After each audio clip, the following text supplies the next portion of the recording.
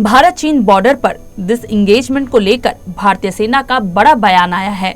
पूर्वी लद्दाख के गोगरा इलाके से भारत और चीन के सैनिक पीछे हटे हैं। दोनों पक्षों के बीच 12वें दौर की बातचीत में बनी सहमति के आधार पर ये कार्रवाई हुई है। गोगरा में अस्थायी निर्माण भी हटा लिए गए हैं। भारतीय सेना ने शुक्रवार को ये जानकारी दी। सेना ने बताया कि दोनों पक्षों द्वारा बनाए गए अन्य बुनियादी ढांचे को नष्ट कर दिया गया और इसकी पुष्टि भी कर ली गई।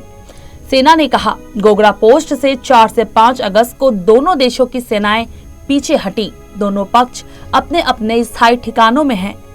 भारतीय सेना ने यह भी कहा, दोनों पक्षों द्वारा क्षेत्र में बनाए गए सभी अस्थायी ढांचे और अन्य संबंध बुनियादी ढांचे को ध्वस्त कर दिया गया है और आपस में इसकी पुष्टि भी कर ली गई है।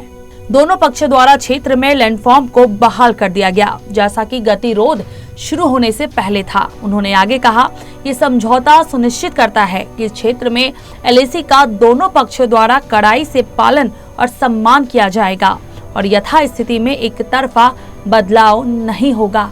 गोगरा से सेना के पीछे हटने के साथ ही एक और संवेदनशील क्षेत्र का समाधान हो गया। दोनों पक्षों ने वार्ता को आगे बढ़ाने और पश्चिमी क्षेत्र में एलएसी के साथ शेष मुद्दों को हल करने की प्रतिबद्धता व्यक्त की है। सेना ने अपने बयान में ये भी कहा कि आईटीबीपी के साथ भारतीय सेना देश की संप्रभुता सुनिश्चित करने और पश्चिमी क्षेत्र में एलएसी के साथ शांति बनाए रखने के लिए पूरी तरह से प्रतिबद्ध है।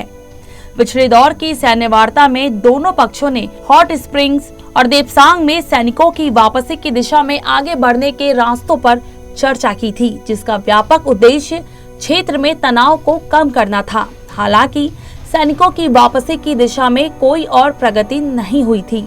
इससे पहले दोनों पक्षों ने सिलसिलेवार सैन्य एवं कूटनीतिक वार्ता के बाद पैपोंग झील के उत्तर और दक्षिणी किनारों से सैनिकों और हथियारों को हटाने की प्रक्रिया फरवरी में पूरी कर ली।